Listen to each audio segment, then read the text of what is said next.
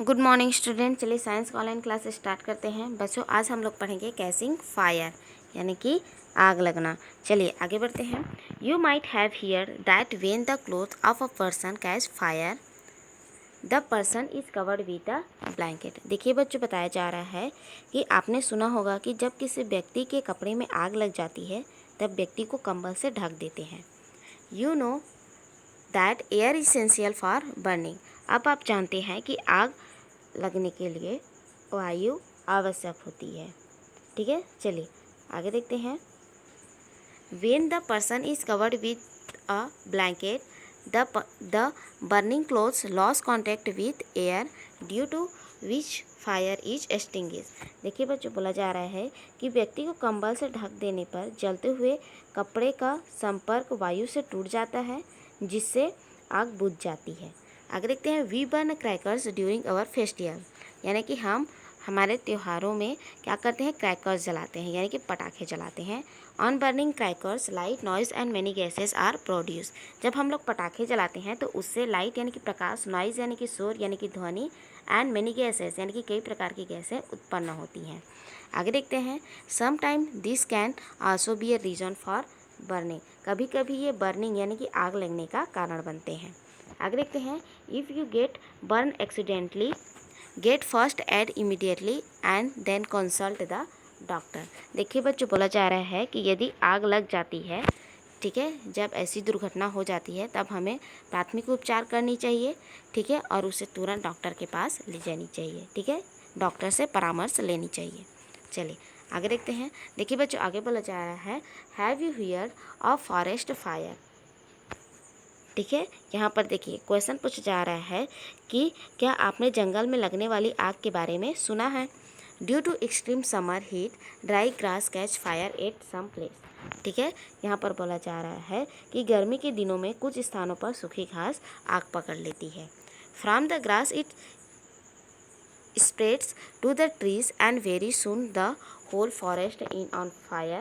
It is very difficult to control such fire।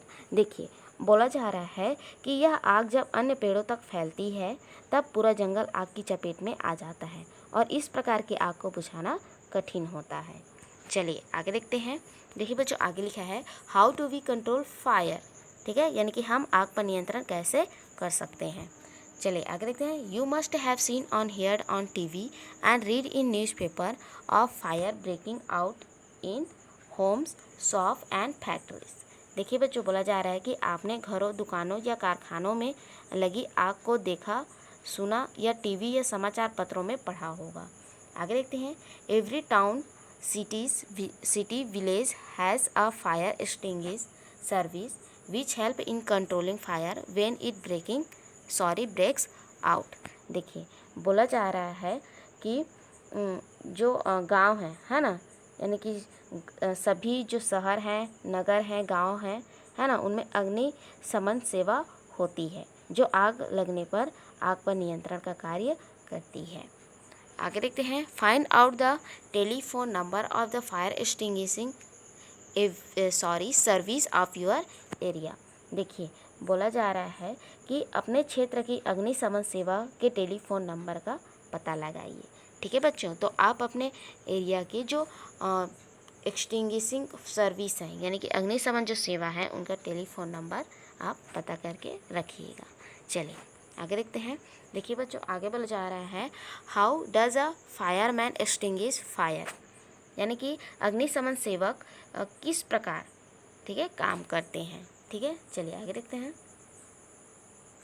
You know that to initiate fire 3 things are essential. They are fuel, air and heat. देखिए बच्चों, बोला जा रहा है कि आप जानते हैं कि आग उत्पन्न करने के लिए 3 अनिवार्य आवश्यकताएं हैं, है ना। जो 3 थिंग्स हैं जो इसेंशियल हैं वो हैं they are fuel, air and heat, यानी कि ईंधन, वायु और ऊष्मा। चलिए आगे देखते हैं। You can control fire by removing 1 और मोर ऑफ दिस थिंग्स। देखिए बोला जा रहा है कि इनमें से किसी एक या अधिक को हटाकर आग को नियंत्रित किया जा सकता है। ठीक है, यानी कि एयर से संपर्क टूट जाएगा, है ना, एयर हीट फुल फ्यूल, है ना। यानी कि बोला जा रहा है कि you can control fire by removing one और मोर ऑफ दिस थिंग, ठीक है। यानी कि इसमें से किसी एक या अधिक को हटाकर आग को नियंत्रित किया जा सकता है। आगे देखते हैं, fire extinguisher are usually control fire either by cutting off the air supply और by reducing the heat of the fuel और बोथ। देखिए बोला जा रहा है कि जो अग्निशमन सेवक है वह प्रायः वायु के जो प्रवाह है उसको काट कर या ईंधन का ताप कम कर या दोनों करके आग बुझाते हैं। आगे देखते हैं, but in most cases removing the fuel और reducing its heat is not possible, ठीक है। आगे बोला जा रहा है किंतु कुछ स्थितियों में ईंधन को हटाना या उसके ताप को नियंत्रित करना संभव नहीं होता, ठीक है। नॉट पॉसिबल यानी कि संभव नहीं होता। Do you know about fire extinguisher, ठीक है। यहाँ पर देखिए क्वेश्चन बोला जा रहा है कि do you know about fire extinguisher, यानी कि आपने अग्निशमन यंत्र के बारे में पढ़ा है, ठीक है बच्चों। तो हम लोगों ने पिछला जो वीडियो था उसमें हम लोगों ने फायर एक्सटिंग्विशर के बारे में पढ़ चुका है। आगे देखते हैं, what are the various fire extinguishing system used at the public place in your neighbourhood, find out and write about them. देखिए बोला जा रहा है कि आसपास के सार्वजनिक स्थानों पर अग्निशमन की क्या व्यवस्था है, ये अग्निशमन सेवक कैसे काम करते हैं, पता लगाइए और राइट अबाउट देम और लिखिए, ठीक है बच्चों। तो आप पता लगाएंगे, लिखेंगे और ज़रूर भेजिएगा। चलिए आगे देखते हैं। देखिए बच्चों यहाँ पर क्वेश्चन दिए गए हैं, नाउ आंसर दिस, यानी कि इनके उत्तर दीजिए। और देखिए बच्चों यही आप लोग का होमवर्क है। देखिए फर्स्ट क्वेश्चन है, why does lime water turn milky on passing carbon dioxide through it, ठीक है बच्चों। चूने के पानी में कार्बन डाइऑक्साइड जब पास किया जाता है यानी कि प्रवाहित करने पर वह दूधिया क्यों हो जाता है, ठीक है।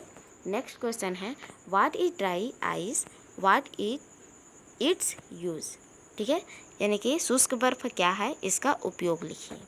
नेक्स्ट देखते हैं, which gas is produced after chemical reaction in a fire extinguisher, why is this gas used to extinguish fire. देखिए बच्चों बोला जा रहा है कि अग्निशामक यंत्रों में रासायनिक क्रिया को reaction is a fire extinguisher, यानी कि रासायनिक क्रिया के फलस्वरूप कौन सी गैस बनती है, ठीक है। विच गैस यानी कि कौन सी गैस उत्पन्न होती है, ठीक है बच्चों समझ में आया। यानी कि अग्निशामक यंत्रों में रासायनिक क्रिया के फलस्वरूप कौन सी गैस बनती है, आग बुझाने में इस गैस का उपयोग क्यों किया जाता है, ठीक है। तो ये आप लोगों का होमवर्क है, इसे लिखकर आप ज़रूर भेजिएगा, ठीक है बच्चों। आज के लिए इतना ही, नेक्स्ट वीडियो में आगे पढ़ेंगे।